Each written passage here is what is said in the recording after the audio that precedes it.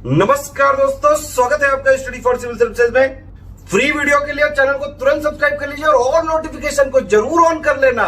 हमारा फ्री वाला टेलीग्राम ये वाला ग्रुप जरूर से जरूर ज्वाइन कर लीजिएगा।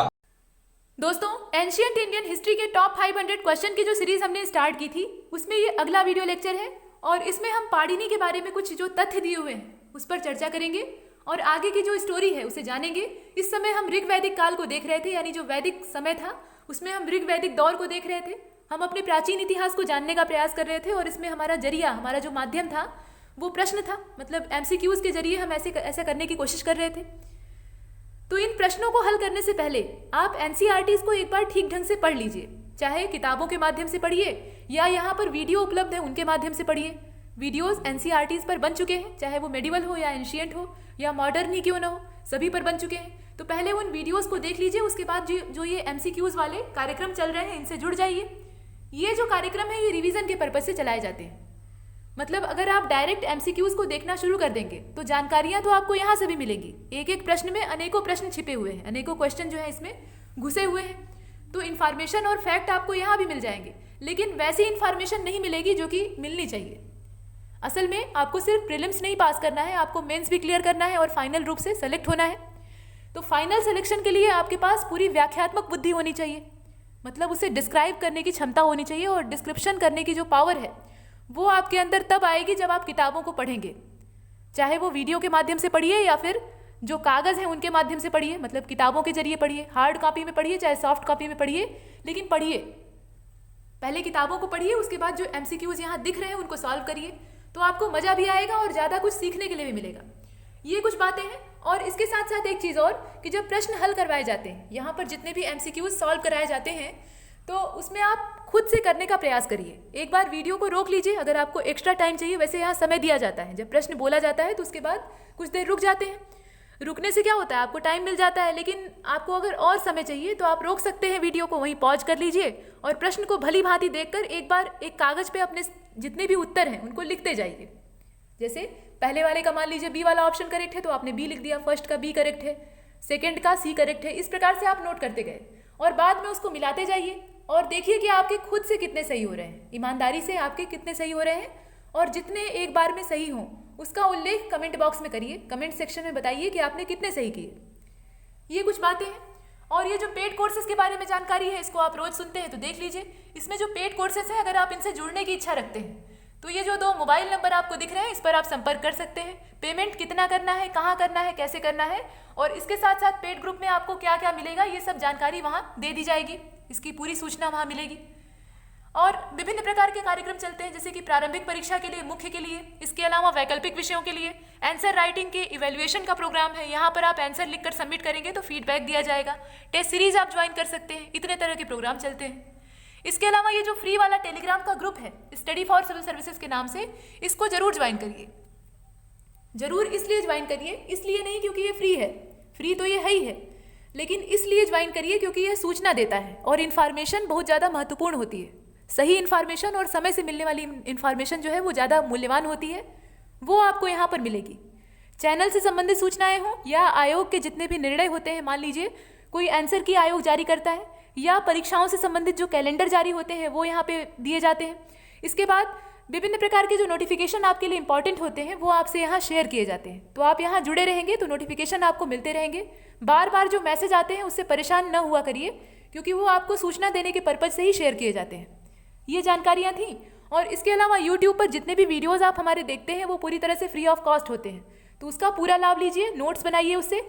और वीडियो अगर अच्छा लगता है, आपको पसंद आता है तो लाइक करने में मत चूकिए और उसे शेयर करिए। शेयर करने से ये दूसरों के पास भी पहुंचेगा और उन्हें भी फ़ायदा देगा। अगर आपको लगता है कि आप कुछ सुझाव दे सकते हैं, आपको इसमें कुछ सुधार की गुंजाइश दिख रही है, तो आप कमेंट बॉक्स में बताइए। ये कुछ बातें थी। और इसके अलावा ट्विटर पे आजकल हमारा चैनल काफ़ी सक्रिय है, तो हमारी सक्रियता में आप भी जुड़े रहिए। वहाँ विभिन्न प्रकार के कार्यक्रम चलते हैं, उसका आप पूरा आनंद लीजिए, लाभ लीजिए। उसमें सबसे अच्छा कार्यक्रम है माइंड मैप का। माइंड मैप जो वहाँ परोसे जाते हैं आपको, वो काफ़ी ज़्यादा रोचक होते हैं और नए नए करंट अफेयर के जो टॉपिक्स हैं वो आपको सीखने में मदद मिलती है। ठीक है, आगे चलते हैं। क्वेश्चन नंबर 72 आपके सामने है। इसमें कहा गया है कि according to Panini which pair is not correctly matched. Panini के अनुसार इसमें से कौन सा पेयर करेक्टली मैच्ड नहीं है, मतलब सही से मेल नहीं खाता। माउथ है, ईयर है और आई है, यानी मुंह है, कान है और आंखें हैं। ये ज्ञानेंद्रियां होती हैं जिनके सहारे हम किसी चीज़ की जानकारी हासिल करते हैं। ज्ञानेंद्रियां और कर्मेंद्रियां, इनके बारे में आपने सुना होगा। ये सब इंद्रियां हैं। इंद्रियां का मतलब क्या? शरीर के अंग। और शरीर के हर अंग का अपना एक काम होता है, अपना एक पर्पस होता है। तो इन अंगों का काम है किसी चीज़ की इन्फॉर्मेशन आपको देना। जैसे कि मुंह है तो मुंह के सहारे आप बोलते हैं, हालांकि जीभ को इसमें टारगेट बनाया जाता है। तो जीभ जो है वो स्वाद की जानकारी आपको देती है। टेस्ट कैसा है किसी चीज़ का, इसकी सूचना आप तक पहुंचाती है। आंखें जो आपकी हैं वो किसी चीज़ को देखकर उसके बारे में, उसके आकार प्रकार के बारे में आपको सूचना देती हैं। कान जो है वो किसी चीज़ को सुनकर, किसी ध्वनि को सुनकर उसकी इन्फॉर्मेशन आप तक पहुंचाते हैं। तो ये सब ज्ञानेंद्रियां होती है, ज्ञान देती है, नॉलेज देती हैं। फिलहाल यहाँ पे उससे नहीं मतलब है। यहाँ अंगों के नाम दिए हुए हैं और पूछा ये जा रहा है कि पाणिनि ने इसमें से किस जोड़े को सही मैच कराया था और इसमें से कौन सा नॉट करेक्टली मैच्ड है, कौन सा पेयर जो है वो सही ढंग से मेल नहीं खाता। माउथ के सामने दिया हुआ है व्याकरण। व्याकरण का मतलब क्या? ग्रामर की बात की जा रही है और ये ग्रामर इंग्लिश का नहीं है, ये संस्कृत का ग्रामर है। आपने देखा था कि पाणिनि जो है वो व्याकरण के जन्मदाता माने जाते हैं, संस्कृत व्याकरण के। इसके बाद ईयर्स जो है, मतलब जो कान है, वो निरुक्त है, मतलब निरुक्त की संज्ञा उनको दी गई है, या निरुक्तों को कान की संज्ञा दी गई है, ऐसे भी कह सकते हैं। और जो आंखें हैं वो शिक्षा का रूप है, मतलब शिक्षा जो है वो नेत्रों का काम करती है, ऐसा कहा गया है। शिक्षा मतलब एजुकेशन की बात की जा रही है। आपको ये बताना था कि इसमें से नॉट करेक्टली मैच्ड कौन सा है, नॉन ऑफ दीज या इसमें से कोई एक।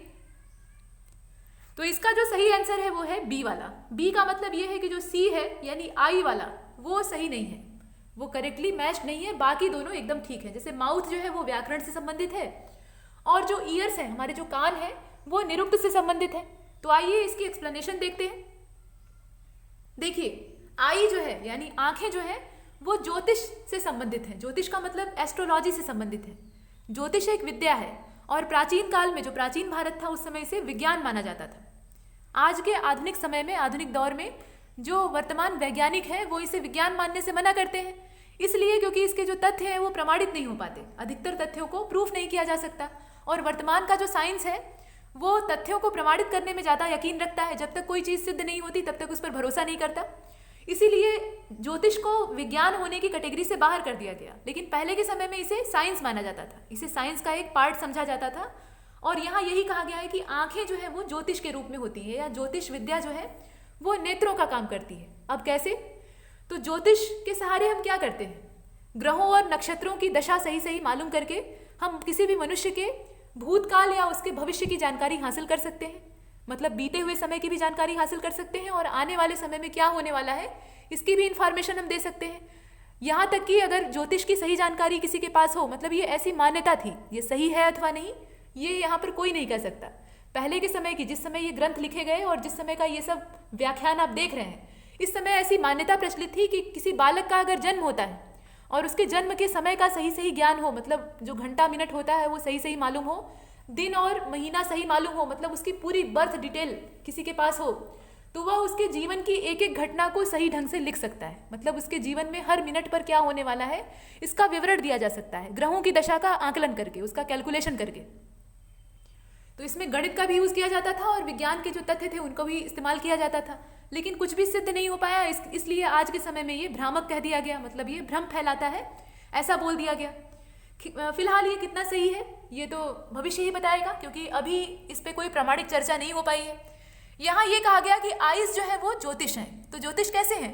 क्योंकि नेत्र भी वही काम करते हैं जो ज्योतिष करता है। नेत्र किसी दूर स्थित खतरे को, जैसे मान लीजिए आप एक स्थान पे खड़े हैं और आपसे कुछ दूर एक कुआं है, मतलब आपसे 10 कदम की दूरी पर एक बिना बॉर्डर वाला कुआं है और आसपास ज़्यादा उजाला नहीं है, ज़्यादा प्रकाश नहीं है, लेकिन आपकी आंखें अगर मजबूत हैं तो आप उस कुएं को देख लेंगे और उसमें गिरने से बच जाएंगे। और अगर कोई अंधा आदमी होगा तो वो उस कुएं को नहीं देख पाएगा और अगर किसी ने उसे सचेत नहीं किया तो वो कुएं में जाकर गिर जाएगा। इस प्रकार की स्थिति होगी।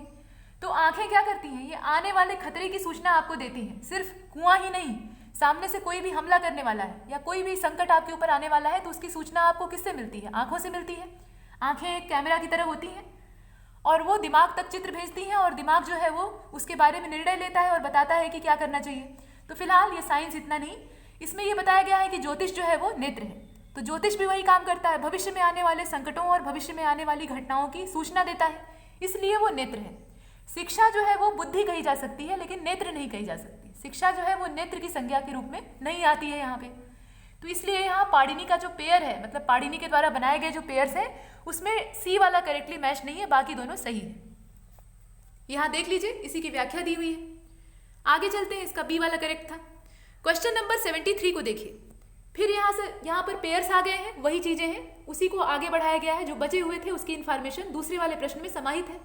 अकॉर्डिंग टू पाणिनि, पाणिनि के अकॉर्डिंग या पाणिनि के अनुसार, which pair of body is are not correctly matched. अब यहाँ पर वही चीज है कि बॉडी के जो पेयर्स हैं उनको यहाँ पर निरुक्त, कल्प और छंद के साथ मिलाया गया है। तो कौन सा नॉट करेक्टली मैच्ड है, यानी सही सही मेल नहीं खाता है, उसको हमें ढूंढना है। तो नोज, हैंड और फीट। पीछे हमने आंख, मुंह और उसके अलावा कान के बारे में देखा था। हमने देखा कि मुंह जो था हमारा, मतलब किसी भी मनुष्य का जो मुंह था, माउथ था, उसे व्याकरण की संज्ञा दी गई थी, और जो ईयर थे उन्हें निरुक्त की संज्ञा दी गई थी। अब यहाँ जो बचे हुए अंग हैं उनको दे दिया गया है। तो नोज निरुक्त, जो नाक है वो क्या है, निरुक्त है, ऐसा कहा गया है। और हैंड जो है वो कल्प है, हमारे जो हाथ हैं वो कल्प के रूप में है। और जो फीट है यानी जो पाँव है वो छंद के रूप में है, वर्ष के रूप में है। वर्ष यानी पोएट्री की बात की जा रही है। अब आपको ये बताना है कि इसमें से कौन सा करेक्टली मैच नहीं है। तो पहला वाला तो बिल्कुल मैच नहीं है। निरुक्त की संज्ञा किसको दी गई है, आपने ऊपर देखा था, निरुक्त की संज्ञा कानों को दी गई है, और वहां दिया है नोज यानी नाक, तो वो गलत हो जाता है। यहां विकल्पों को देख लीजिए, तो इसमें हमारा सही कौन सा होगा, ए वाला होगा, यानी यही गलत है सिर्फ, बाकी जो है वो सही है। हैंड जो है वो कल्प के तुल्य है, और जो फीट है वो छंद के तुल्य है, वर्ष के तुल्य है। नोज का निरुक्त नहीं होगा। आइए इसकी एक्सप्लेनेशन देखते हैं। तो देखिए आंसर इसका बी होगा, और एक्सप्लेनेशन देखिए तो नोज जो है वो शिक्षा है। शिक्षा से हमें क्या पता चलता है, किसी चीज को परखने की क्षमता हमारे अंदर आती है। हम शिक्षा ग्रहण करते हैं तो खराब और अच्छे की परख हम कर पाते हैं। जैसे मान लीजिए कोई खाना है, मतलब कोई भोज्य पदार्थ है, वो आपके सामने रख दिया गया। अब आप कैसे पता करेंगे कि वो सड़ा है या सही है। भोजन दो तरह का हो सकता है, एक तो सड़ा गला हो सकता है और दूसरा वो सही भी हो सकता है। तो भोजन की जो सुगंध होती है उसका अंदाजा आपको किससे लगता है, नाक से लगता है। मतलब खराब और अच्छे की पहचान आपको महक करवाती है। अधिकतर चीज़ों में खराब और अच्छा क्या है उसका आप अंदाजा महक से लगाते हैं, स्मेल से लगाते हैं। तो वो स्मेल आपको कहाँ से प्राप्त होती है, आपकी नाक से प्राप्त होती है। वही काम जो बुद्धि विवेक है उसमें शिक्षा करती है। शिक्षा हमें खराब और अच्छे की परख बताती है। इसीलिए दोनों को आपस में कंपेयर किया गया है और आपस में मैच किया गया है। तो नोज यानी हमारी जो नाक है वो किसके तुल्य है, शिक्षा यानी एजुकेशन के तुल्य है। और वहां दिया था कि ये निरुक्त के तुल्य है, इसलिए गलत है। निरुक्त जो है वो हमारे कान है, बाकी सब सही है। कल्प को हाथों की संज्ञा दी गई है और जो पैर है उन्हें छंदों की संज्ञा दी गई है, इसलिए इसका आंसर बी हो जाएगा। इसमें हमें जो करेक्टली मैच न हो उसे खोजना था। क्वेश्चन नंबर 74 को देखिए। Which of the following pairs, यहाँ पूरा प्रश्न आपके सामने है, which of the following pairs is are not correctly matched. सब में नॉट करेक्टली मैच्ड ही हमें खोजना है। तो इसमें भी वही है, देख लीजिए। यजुर्वेद, गंधर्ववेद, धनुर्वेद और Shilpaveda. Yajurveda medicine, Gandharvaveda musical art. यहाँ पे जो वेद है उनका संबंध किस कला से है ये बताया गया है। तो देख लीजिए यजुर्वेद, उसके आगे लिखा हुआ है दवा यानी औषधि, मेडिसिन। इसके बाद गंधर्ववेद, उसका संबंध म्यूजिकल आर्ट से है, नृत्य संगीत से है, नृत्य कला या संगीत कला से है।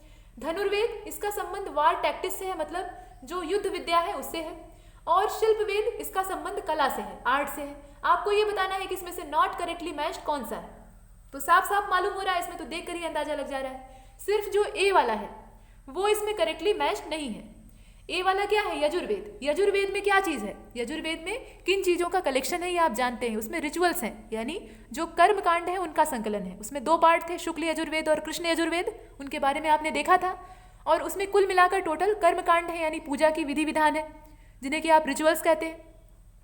यहाँ पर मेडिसिन का कहीं उल्लेख नहीं मिलता है। मेडिसिन का उल्लेख आपको कहाँ मिलता है, ये आयुर्वेद से प्राप्त होता है। आयुर्वेद जो कि ऋग्वेद का उपवेद है। हर वेद के जिम्मे एक उपवेद है, आप जानते हैं। तो ऋग्वेद का जो उपवेद है वो आयुर्वेद है, और आयुर्वेद से हमें मेडिसिन की जानकारी प्राप्त होती है। और वो मेडिसिन कैसी हैं, वनस्पतियाँ हैं। पहले के समय में ये केमिकल्स नहीं होते थे, रसायन नहीं होते थे। पहले के समय में जो वृक्ष होते थे उन्हीं से औषधियाँ प्राप्त की जाती थी। और आयुर्वेदिक जो विधा है चिकित्सा की, वो आज के ज़माने में भी काफ़ी प्रचलित है। क्योंकि हम सभी जानते हैं कि एलोपैथिक दवाओं का साइड इफेक्ट बहुत तगड़ा होता है। किसी बीमारी को ठीक करने के लिए वो रोगी के द्वारा ली जाती हैं और एक बीमारी को वो मिटाती हैं और दूसरी बीमारी को जन्म देती हैं। मतलब एक रोग को वो ठीक करती हैं और दूसरा रोग आकर आपको पकड़ लेता है। ये उस दवा का साइड इफेक्ट होता है, यानी दुष्प्रभाव होता है। और एलोपैथिक कोई भी मेडिसिन ऐसी नहीं होती जिसका साइड इफेक्ट ना हो। लेकिन आयुर्वेद में ऐसा नहीं होता। आयुर्वेद में वो जो औषधियाँ होती हैं वो वनस्पतियों से प्राप्त की जाती हैं, यानी प्राकृतिक होती हैं, पूरी तरह से नेचुरल या हर्बल होती हैं। तो वो फ़ायदा ही करती हैं, नुकसान नहीं करती। मतलब उनका कोई साइड इफेक्ट नहीं होता, वो सिर्फ लाभ देती हैं। बस फ़र्क सिर्फ इतना होता है क्यों यहाँ पे एलोपैथ का चलन ज़्यादा हो गया और जो आयुर्वेद है, जो कि हमारी प्राच्य विद्या है, प्राचीन चिकित्सा का ज्ञान है हमारा, वो पीछे रह गया। इसके पीछे कारण क्या है? एलोपैथिक चिकित्सा थोड़ी प्रभावशाली ज़्यादा होती है, मतलब तेज काम करती है। आज के समय में जो गंभीर रोग होते हैं उनको दूर करने के लिए एलोपैथिक दवाएं ही की जाती हैं, वही दी जाती हैं और वो तुरंत असर डालती हैं। और इसी वजह से उनका उपयोग, उनका चलन ज़्यादा हो गया। और जो आयुर्वेद है वो धीमा असर करता है। उसका असर तो अच्छा होता है और दूरगामी भी होता है, मतलब लंबे समय तक टिका रहता है, लेकिन धीरे धीरे होता है, उसकी रफ्तार स्लो होती है। यही कारण था कि लोगों ने एलोपैथ को अपनाया। मतलब आयुर्वेद उतने समय में असर करेगा जितने समय में गंभीर बीमारी का रोगी मर जाएगा। इसीलिए पहले के समय में लोग महामारियों से और विभिन्न रोगों से ग्रसित होकर ज़्यादा मरते थे। मरने की जो दर थी वो ज़्यादा थी, क्योंकि इसी काष्ठ औषधि पर लोग निर्भर रहते थे, आयुर्वेद पर। आज के समय में एलोपैथिक दवाओं का विकास हो गया है, तो गंभीर से गंभीर रोग ठीक हो जाते हैं और जल्दी ठीक हो जाते हैं। तो इसलिए यहाँ पर ये जो आयुर्वेदिक विद्या थी, ये ऋग्वेद से निकली हुई विद्या है, चिकित्सा की विद्या है। सुश्रुत जो है इसमें काफ़ी प्रामाणिक नाम के तौर पे देखे जाते हैं। ये चिकित्सक थे भारत के। इन्होंने ऑपरेशन करने की भी विधियाँ निकाली थी, मतलब ये शल्य चिकित्सा भी करते थे। इनका अपना ऑपरेशन थिएटर होता था, जहाँ पे एक लकड़ी का फट्टा होता था, मतलब तख्ता होता था। उस पर रोगी को पहले बांध दिया जाता था, क्योंकि बेहोश करने का कोई उपकरण नहीं होता था, क्लोरोफार्म उस समय था नहीं, या जो एनेस्थीसिया दिया जाता था वो नहीं था। तो रोगी जो है वो भागने का प्रयास करता था। जैसे आप किसी के शरीर में चीर फाड़ करोगे तो वो भागेगा, दर्द से चिल्लाएगा, तो इसलिए वो उसका हाथ पैर बांध देते थे और 4 लोग मिलकर उसके ऊपर चढ़े रहते थे, पकड़े रहते थे। उसके बाद ऑपरेशन होता था, रोगी जबरदस्त तरीके से चिल्लाता था। ये विद्या थी। और इसमें ऑपरेशन में करते क्या थे? टाँका जब लगाते थे। आजकल के समय में क्या है, टाँका लगाने के लिए स्पेशल ढंग का थ्रेड आता है, धागा आता है। लेकिन पहले के समय में बड़ी बड़ी जंगली चींटियों को पकड़ा जाता था। जंगल से मोटी मोटी चींटियाँ ले आई जाती थी और उनको रोगी के घाव के ऊपर छोड़ दिया जाता था। लेकिन चींटियों को घाव में इंटरेस्ट क्यों होगा? वो घाव को क्यों चाटेंगी? तो इसके लिए रोगी के घाव के दोनों ओर, जैसे मान लीजिए चमड़ी को बीच से कट किया गया, ऐसे यहाँ से खोल के अंदर की चीज़ का ऑपरेशन किया गया, अब इसको बंद करना है। तो बंद करने के लिए चिकित्सक क्या करते हैं? ऐसे स्टिच लगाते हैं, इस पर टाँका लगाते हैं। लेकिन सुश्रुत क्या करते थे? वो चींटियों को, यानी जो आंट्स होती हैं, उनको छोड़ देते थे ऐसे। अब ये जो चींटियाँ थी, यहाँ पे शहद का लेप लगा दिया जाता था। ये जो घाव के दोनों छोर होते थे, इस पे शहद का ऐसे पॉलिश कर देते थे। अब चींटियाँ मीठे की महक से आकर्षित होकर आके इसको चूसती थी, पकड़ लेती थी ऐसे। और उनके मुंह में जैसे ही घाव के दोनों सिरे आते थे, वैसे ही सुश्रुत इनका पीछे वाला हिस्सा कट कर देते थे। पीछे का जो इनका भाग था उसको काट के अलग कर देते थे। अब बेचारी चींटी, उसका मुंह बंद का बंद रह जाता था, यानी वो मर जाती थी वहीं, और उसका जो जबड़ा था वो घाव के दोनों ओर अटक जाता था, यानी बंद हो जाता था। इस प्रकार से ये टाँका लगाते थे। ये टाँका लगाने की विधि थी। और बाद में वो जो चमड़ी थी वो आपस में जुड़ जाती थी। ये पुराने समय की विद्या थी। और आज के समय में तो हमारा ज्ञान काफ़ी उन्नत हो गया है। फिलहाल तो यजुर्वेद जो है उसका संबंध मेडिसिन से नहीं है, इसका संबंध रिचुअल्स से है। ये हमने देखा। और इसमें जो मिसमैच है वो सिर्फ ए वाला है, बाकी सब सही है। तो देखिए इसका जो आंसर है वो ए वाला होगा। आयुर्वेद जो है उसका संबंध मेडिसिन से है, और आयुर्वेद एक प्रकार का उपवेद है। और उपवेद किसका है? ऋग्वेद का है। आगे चलते हैं। क्वेश्चन नंबर 75 को देखिए। हमारा जो प्राचीन इतिहास है वो बहुत सारी रोचक कथाओं से भरा हुआ है। और अगर आप इतिहास को कहानियों के माध्यम से पढ़ेंगे तो उसे समझना और याद करना दोनों आसान हो जाएगा। कहानी आपको जल्दी याद होती है। किसी फिल्म को आप देखते हैं तो स्टोरी आपको तुरंत याद हो जाती है। और एक मोटी सी किताब में कुछ तथ्यों को अगर आपको रटना हो तो वो आपके दिमाग से कब हवा हो जाएंगे आपको पता ही नहीं लगेगा, यानी दिमाग के ऊपर से चले जाएंगे। तो इसलिए बेहतर यह है कि उसे रोचक ढंग से पढ़ा जाए। तो या तो चित्रों के माध्यम से समझिए या फिर स्टोरी के जरिए समझिए। तो यहाँ इतिहास में समझाने का सबसे अच्छा माध्यम यही होता है कि आप कहानियाँ सुनाइए, और कहानियों के माध्यम से इन्हें देखते जाइए, पता भी नहीं लगेगा और वो तथ्य याद भी हो जाएंगे। फिलहाल देखिए 75 नंबर का जो क्वेश्चन है उसमें ये कहा गया है कि मतलब इसमें 4 स्टेटमेंट्स हैं, चारों को आपको देखना है और करेक्ट कौन सा है ये खोजना है। जो सही हो उसकी तलाश करनी है। देख लीजिए। Aryans and non Aryans war is describe in Vedas. आर्य और अनार्य। आर्य और अनार्य का मतलब क्या? एक जो वर्ग था वो आर्य था, जो कि अपने आप को श्रेष्ठ जाति वंश का कहता था। आर्य शब्द का मतलब ही होता है श्रेष्ठ। तो जो आर्य थे वो अपने आप को श्रेष्ठ कहते थे, और जो अन्य निम्न कोटि के लोग, उनकी दृष्टि में निम्न कोटि के लोग थे, उन्हें पढ़ी कहा जाता था। पढ़ी थे, और यह अनार्य थे। यह आर्य नहीं थे, इसलिए इन्हें अनार्य कहा जाता था। तो इन दोनों के बीच में युद्ध का जो वर्णन है, वार का जो डिस्क्रिप्शन है, वो हमें वेदों से प्राप्त होता है, ऐसा कहा गया है। इसके बाद जो बी वाला है उसमें कहा गया है कि ड्यूरिंग द वैदिक पीरियड, जो वैदिक काल था, वैदिक समय था, उस समय के दौरान the king had control of the assembly and committee. मतलब किंग का जो कंट्रोल था वो असेंबली और कमेटी पर होता था। इसके बाद जो सी वाला विकल्प है, सी वाला स्टेटमेंट है, उसमें कहा गया है कि varna system was the basis of division in the later Vedic period. Varna system या वर्ण व्यवस्था जो थी वह डिवीजन का, विभाजन का आधार बनी उत्तर वैदिक काल में। जो लेटर वैदिक पीरियड था उसमें ये विभाजन का यानी डिवीजन का बेस बन जाती है। सही बात है। इसके बाद जो डी वाला है उसमें कहा गया है कि एन इंस्क्रिप्शन, यहाँ आप डी वाला जो स्टेटमेंट है उसको देख लीजिए। N inscription from Asia minor, Asia minor से प्राप्त हुआ जो अभिलेख है, इंस्क्रिप्शन है, उसके बारे में कहा गया है। और ये कब का है? तो 1400 BC का है, यानी 1400 ईसा पूर्व की बात की जा रही है। उस समय का ये इंस्क्रिप्शन प्राप्त हुआ है एशिया माइनर से, विच डिस्क्राइब्स द वैदिक डाइटीज, इसे आप देख लीजिए, वॉज ऑब्टेन फ्रॉम अंकोरा साइट्स। अब आपको ये बताना है कि ये जो 4 स्टेटमेंट्स हैं इसमें से करेक्ट कौन सा है, जो सही हो उसकी तलाश आपको करनी है। ये आप जो स्टेटमेंट है यानी वाक्य है उसको देख रहे हैं, और इसके जो विकल्प हैं, ऑप्शन है, उसको देख लीजिए। सभी सही हो सकता है या इसमें से कुछ ही ठीक हो सकते हैं, देख कर बताइए। ऑल वाला ऑप्शन भी है और जितने विकल्प और हैं उनके लिए भी दिया हुआ है। ये आपका प्रश्न है, और इसका जो सही आंसर है वो होगा ए वाला, यानी ए, बी और सी, ये तीनों ही सही है। ए वाला स्टेटमेंट सही है, बी वाला सही है और सी वाला सही है। ए वाले में कहा गया है कि आर्य और अनार्य जो लोग थे, दोनों के बीच में जो युद्ध हुए थे, युद्धों का जो विवरण है वो हमें वेदों से प्राप्त होता है। सही बात है। इसके बाद जो बी वाला है वो भी सही है कि वैदिक काल में, मतलब वैदिक जो टाइम पीरियड था उस समय king had control of assembly and committee, ये सही बात है। इसके बाद सी वाला भी सही है कि varna system was the basis of division in the later Vedic period, यानी उत्तर वैदिक काल में समाज के विभाजन का मुख्य आधार वर्ण व्यवस्था बनी, जो कि ऋग्वेद में वर्णित थी। लेकिन डी वाला इसमें इनकरेक्ट है। जो इंस्क्रिप्शन के बारे में सूचना दी गई है वो सही नहीं है। आइए उसकी एक्सप्लेनेशन देखते हैं। ए, बी और सी सही है, इसलिए हमने ऑप्शन कौन सा चुना? ए वाला चुना। इसका जो उत्तर है वो ए वाला होगा। एक्सप्लेनेशन देखिए। N inscription of Asia minor dated 1400 BC। यह जो एशिया माइनर से हमें इंस्क्रिप्शन प्राप्त हुआ है उसकी डेट जो है वो 1400 BC की है, मतलब 1400 BC की है, ईसवी की है, सॉरी ईसा पूर्व की है। विच डिस्क्राइब वैदिक डेटीज, और इसमें किन देवताओं का उल्लेख मिलता है, मतलब कौन से देव हैं, कौन से जो उपासना के लिए, पूजा के लिए इस्तेमाल किए जाने वाले देवता थे, उनका उल्लेख प्राप्त होता है। तो इंद्र है, वरुण है, नासत्य है और मित्र है। ये प्राचीन जो प्राच्य देवता थे उनके नाम है। अलग अलग देवता के जिम्मे अलग अलग डिपार्टमेंट होते थे, इनके विभाग बटे हुए थे। कुछ लोगों की जिम्मेदारी वर्षा कराना था, कुछ लोग खेती में मदद करते थे, कुछ लोग उपज बढ़ाते थे, कुछ लोग आकाश के देवता थे, कुछ लोग धरती के देवता थे। इस प्रकार से अलग अलग देवता बटे हुए थे।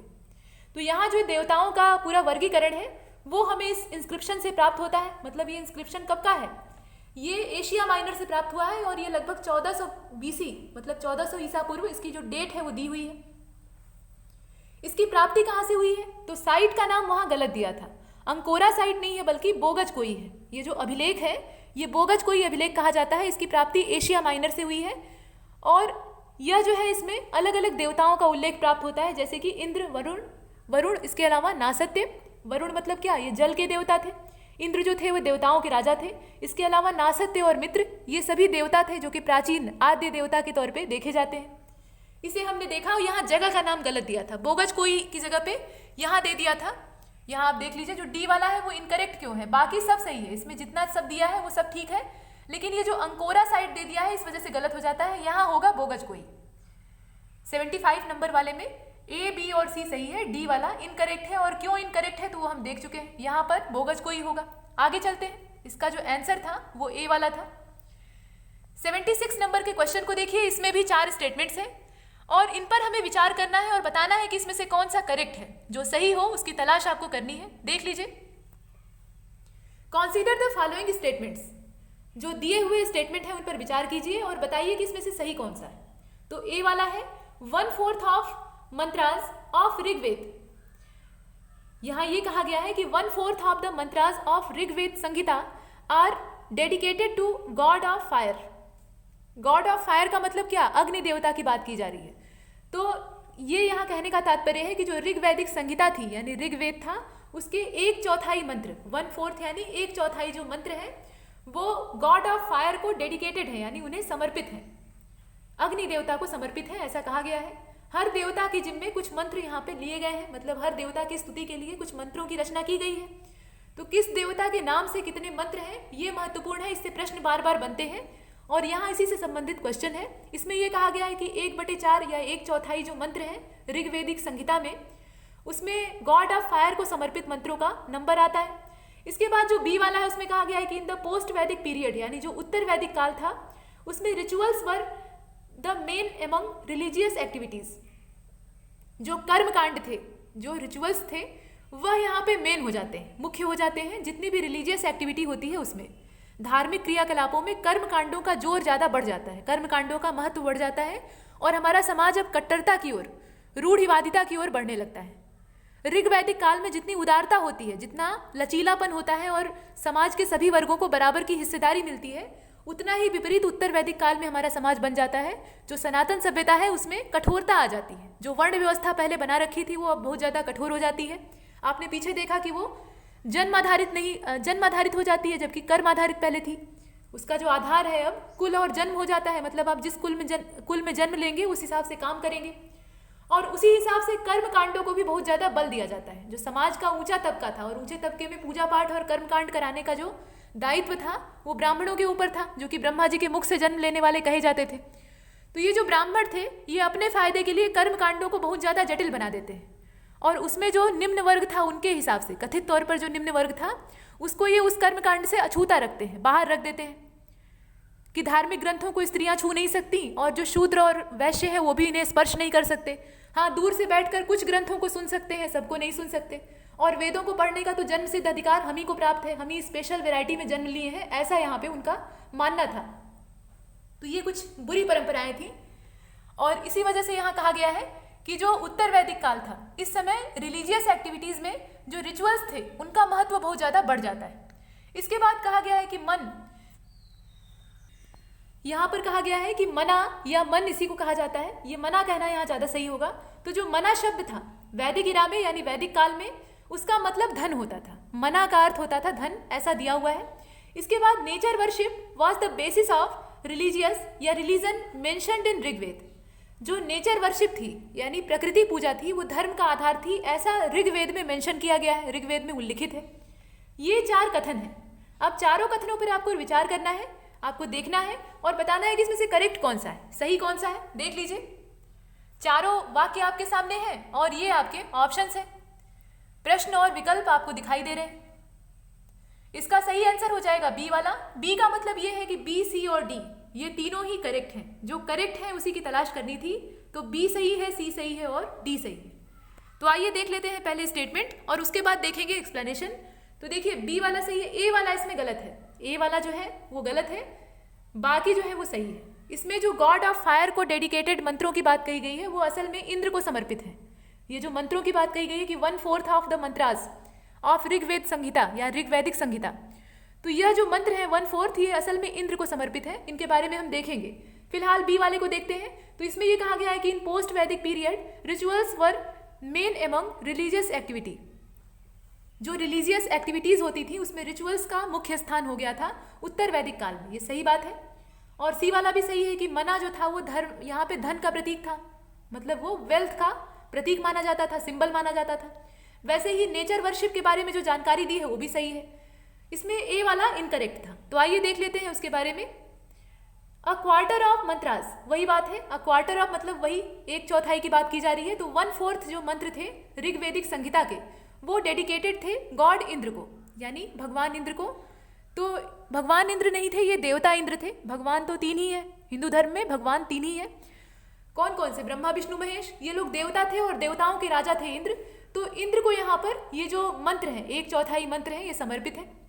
और इसका जिक्र हमें ऋग वैदिक संहिता से प्राप्त होता है। अलग अलग देवता के नाम से अलग अलग मंत्रों का संकलन है, तो किस देवता के नाम से कितने मंत्र संकलित हैं ये आपको पता होना चाहिए।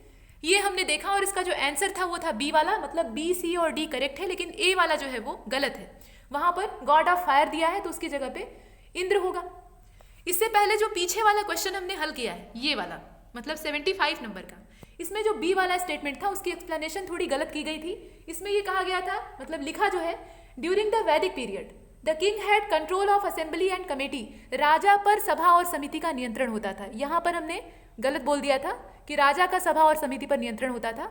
यहाँ इसे सुधार लीजिएगा, राजा पर सभा और समिति का यानी असेंबली और कमेटी का कंट्रोल होता था, यानी राजा निरंकुश होकर काम नहीं कर सकता था। कहने का मतलब ये है, राजा मुख्य होता था, राज्य का केंद्र होता था, सभी लोग उसी के अधीन रहते थे, लेकिन उसके ऊपर नियंत्रण बनाने के लिए, उसकी निरंकुशता को कंट्रोल में रखने के लिए यहाँ पर सभा और समितियों का गठन होता था। ये बुद्धिमान लोगों के द्वारा, जो प्रभावशाली लोग होते थे उनके द्वारा बनी हुई असेंबली और कमेटीज होती थी, और यह राजा के कार्यों को नियंत्रित करती थी, उसे अधिनियमित करती थी। तो यहाँ पर जो वाक्य था उसे उल्टा बोल दिया गया। असल में होगा कि असेंबली और कमेटी का जो कंट्रोल था वो राजा के ऊपर होता था। ये सही बात है। आगे चलते हैं, ये थोड़ा सा भूल सुधार था। अगले प्रश्न को देखते हैं। यहाँ 76 नंबर तक हमने चर्चा कर ली थी और इसमें हमने अलग अलग जानकारियां हासिल की।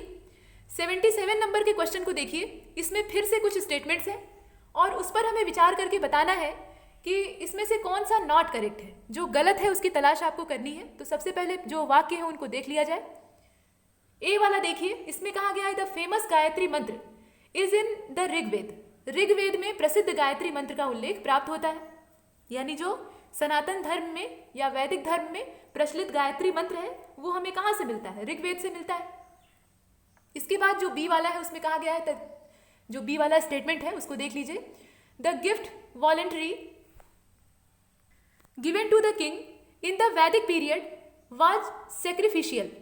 मतलब यहाँ पर जो गिफ्ट या चढ़ावा राजा को चढ़ाया जाता था, किंग को जो भी भेंटें दी जाती थी, जो भी उपहार दिया जाता था, उसे सेक्रिफिशियल कहा जाता था, यानी वो बलि होता था, उसे बलि के नाम से संबोधित करते थे। राजा को बलि समर्पित की जाती थी। अब बलि का मतलब ये नहीं कि किसी को मार कर वहां पेश किया जाता था, वहां पर धन संपदा और जो चढ़ावा फल फूल होते थे, उपज होती थी, अनाज होता था, वह भी बलि के रूप में प्रस्तुत किया जा सकता था।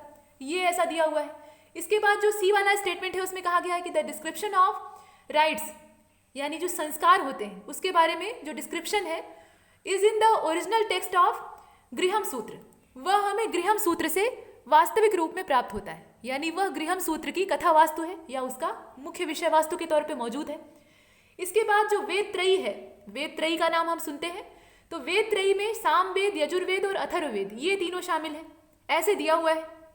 वेद त्रयी का हिस्सा कौन कौन से वेद हैं, यहाँ दिया हुआ है कि वो सामवेद है, यजुर्वेद है और अथर्ववेद है। अब आपको बताना यह है कि इसमें से नॉट करेक्ट कौन सा है। तो सबसे लास्ट वाला ही नॉट करेक्ट है। सबसे पहले तो इसमें जो डी वाला है वो इनकरेक्ट है। वेद त्रयी में शुरुआत के दौर के जो 3 वेद हैं वो शामिल हैं, अथर्ववेद तो बाद का है, ये बाहर हो जाता है। वेद त्रयी का हिस्सा ऋग्वेद है, यजुर्वेद है और सामवेद है। अथर्ववेद को इससे बाहर रखा जाता है क्योंकि अथर्ववेद को वेद की मान्यता बहुत बाद में मिलती है और इसके अंदर बहुत सारे विरोधाभास रहते हैं। तो डी वाला इसमें इनकरेक्ट है। नॉट करेक्ट की ही हमें तलाश थी, तो एक बार जो ऑप्शन है उसको देख लेते हैं। विकल्प देखिए, विकल्प आपके सामने है और इसमें अगर डी वाले का ऑप्शन हमें मिलता है तो ठीक है। तो डी वाला हमें किस में मिल रहा है, नॉट करेक्ट ढूंढना है, ये याद रखिएगा। तो नॉट करेक्ट के लिए हमने डी को चुना है, डी वाला सही नहीं है। तो डी वाला विकल्प किसमें किसमें है, इसमें है और इसमें है। इसका मतलब या तो बी वाला हमारा उत्तर होगा या फिर डी वाला होगा। बी सही हो सकता है या फिर डी सही हो सकता है। तो आंसर देख लीजिए, पहले क्वेश्चन एक बार देखिए। ये प्रश्न है, ये विकल्प है और ये इसका उत्तर है। इसमें डी वाला जो है वो सही है, मतलब ऑप्शन जो है वो हमारा डी होगा।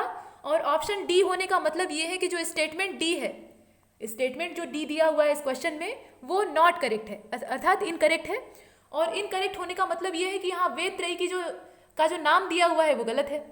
ऋग्वेद, सामवेद और यजुर्वेद होगा और यहाँ पर यजुर्वेद, सामवेद और अथर्ववेद दे दिया है, तो अथर्ववेद का नाम इसमें नहीं होगा। बाकी तीनों सही है। जो फेमस गायत्री मंत्र है, यानी प्रसिद्ध गायत्री मंत्र है जो कि सूर्य देव को समर्पित है, सविता या सवित, ये सूर्य देव को कहा जाता है। तो यहाँ पर ये कंफ्यूज मत होइएगा कि सविता को समर्पित है। सविता का मतलब और कुछ थोड़े ही, वो सूर्य देव का ही पर्यायवाची है। तो यह फेमस गायत्री मंत्र सूर्य को समर्पित है और इसके बाद जो गिफ्ट राजा को दिया जाता था, जो भेंटें या चढ़ावा राजा को चढ़ाया जाता था वैदिक काल में, वैदिक पीरियड में, वह सेक्रीफिशियल कहलाता था, यानी बलि के रूप में उपस्थित किया जाता था। इसके बाद सी वाला भी सही है कि संस्कारों का डिस्क्रिप्शन हमें गृहम सूत्र से प्राप्त होता है, ये सही बात है। वेद त्रयी वाला जो इसमें स्टेटमेंट था वो गलत था। गायत्री मंत्र कौन सा है? ओम भूर्भुवः स्वः तत् सवितुर्वरेण्यम भर्गो देवस्य धीमहि धियो यो नः प्रचोदयात्। तो यह जो गायत्री मंत्र है यह ऋग्वेद में संकलित है और यह सूर्य देव की स्तुति में बनाया गया है। आगे चलते हैं। ये आपने प्रश्न देखा, यहाँ वेद त्रयी का नाम दिया हुआ है, उसे आप देख लीजिए। ऋग्वेद है, सामवेद है, यजुर्वेद है, या ऐसे कह सकते हैं ऋग्वेद है, यजुर्वेद है और सामवेद है। इसमें उल्टा क्रम दिया हुआ है। 78 नंबर के क्वेश्चन को देखिए। इसमें कहा गया है अनुलोम और विलोम के बारे में, और आंसर भी आप देख रहे हैं और पूरा प्रश्न आपके सामने है। अनुलोम और विलोम का मतलब क्या है? अनुलोम और विलोम एक योगासन भी होता है। एक नाक बंद करके आप सांस खींचते हैं और उसके बाद अंदर उसको रोकते हैं। इस प्रकार से प्राणायाम की एक क्रिया होती है अनुलोम विलोम।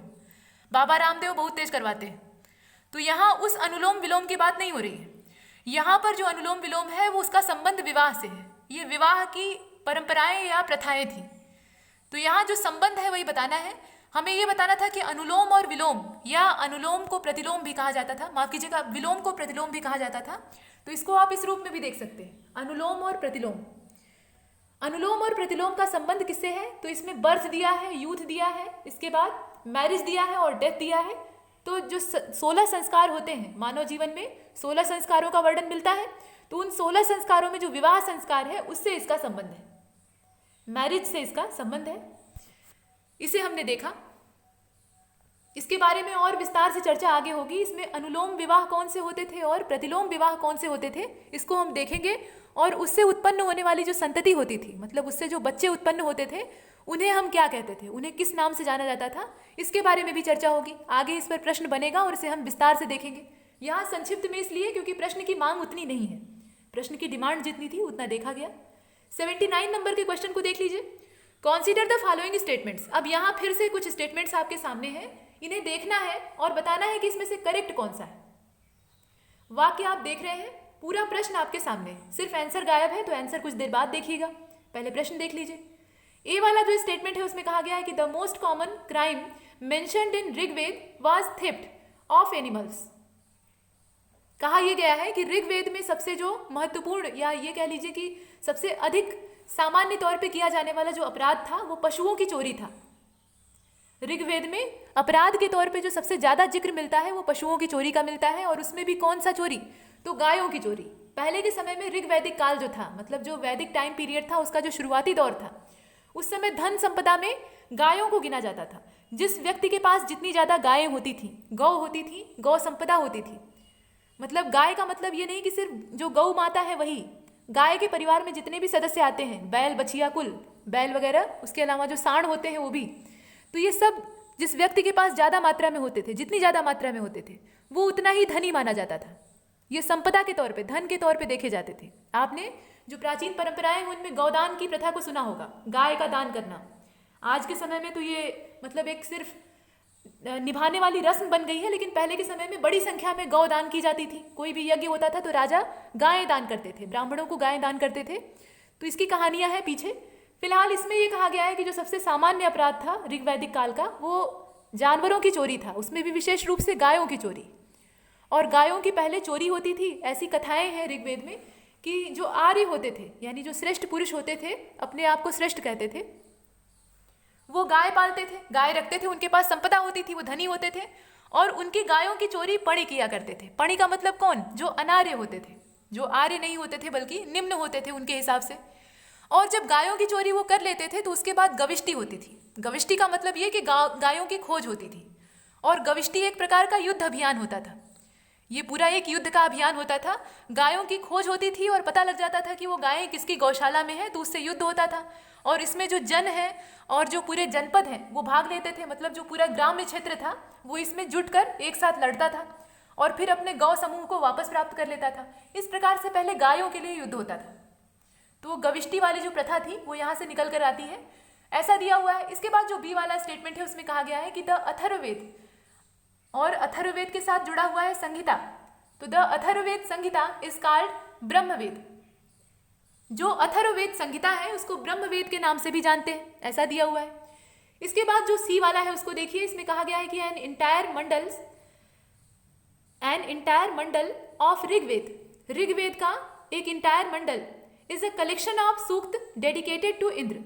मतलब एक पूरा का पूरा जो मंडल है ऋग्वेद में, जिसमें कि सूक्तों का पूरा कलेक्शन है, सूक्तों का पूरा संग्रह है, वह डेडिकेटेड है इंद्र को, देवताओं के राजा इंद्र को वह समर्पित है, ऐसा कहा गया है।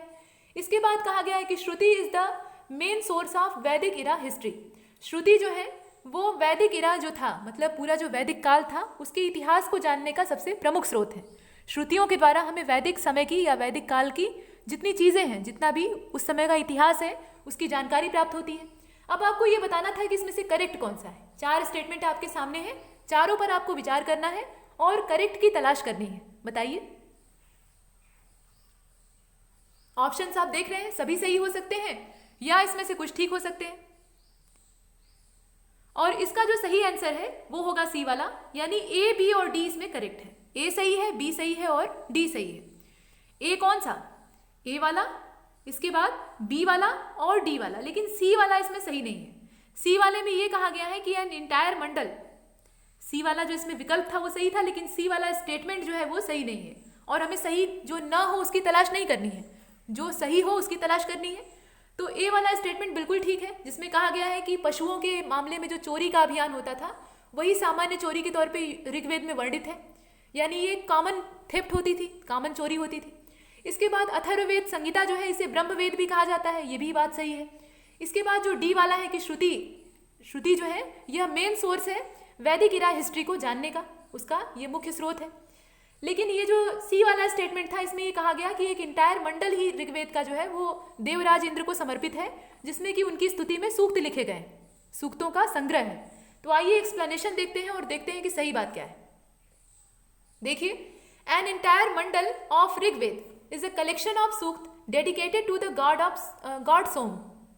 मतलब इसमें यह कहा गया है कि ऋग्वेद का एक पूरा इंटायर मंडल, यानी एक पूरा का पूरा मंडल ही समर्पित है सोम देवता को, सोमदेव को समर्पित है, और उसमें उन्हीं की स्तुति में ढेर सारे सूक्त लिखे गए हैं। मतलब कलेक्शन जो सूक्तों का प्राप्त होता है उनका डेडिकेशन किस ओर है? गॉड सोम की ओर है। सोम का मतलब है चंद्रमा, तो ये चंद्रमा को समर्पित पूरा एक सूक्त का भंडार है। जैसे कि हम एक मंडल में वर्गीकृत करते हैं तो वहाँ देवराज इंद्र का नाम नहीं होगा, बल्कि यहाँ पर सोम का नाम होगा। सोम का मतलब चंद्रमा, आपने सोमवार सुना ही है। तो ये हम देखते हैं।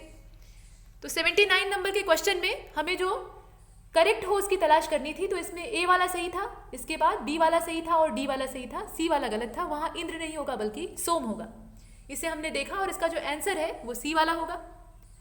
अगले प्रश्न की ओर बढ़ते हैं। क्वेश्चन नंबर 80 को देखिए। 80 नंबर का जो प्रश्न है वो आपके सामने है।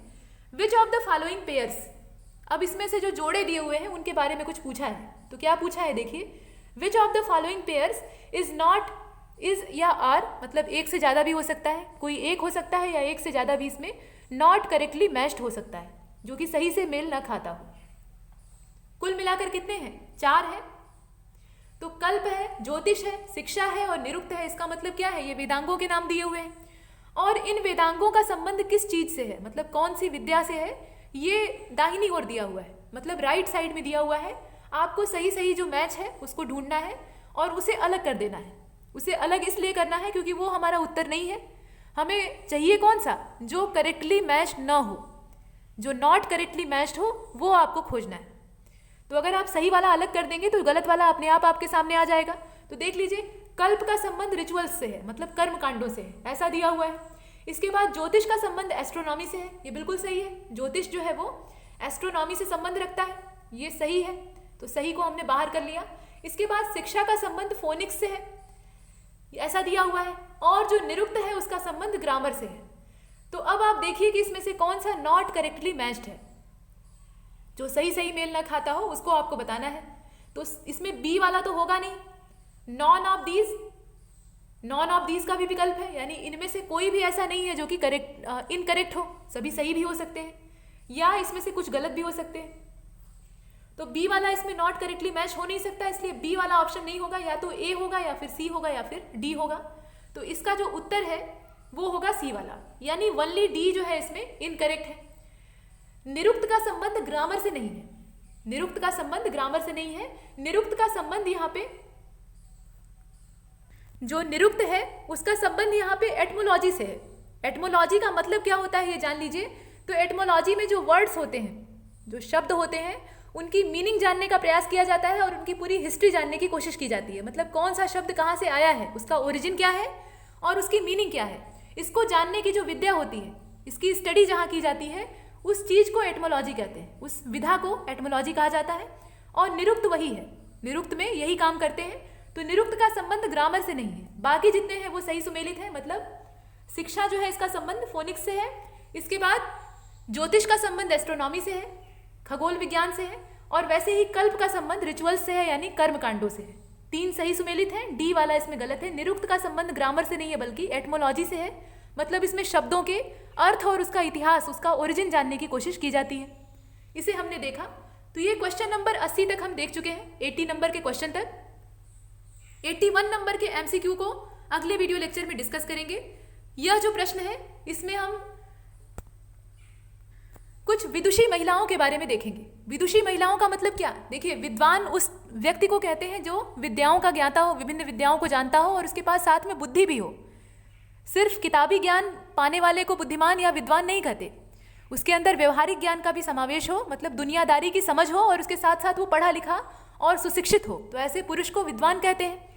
और अगर महिलाओं में अगर ऐसा कोई है, मतलब कोई जो महिला है वो इस प्रकार की क्षमता रखती है, तो उसे विदुषी कहा जाता है।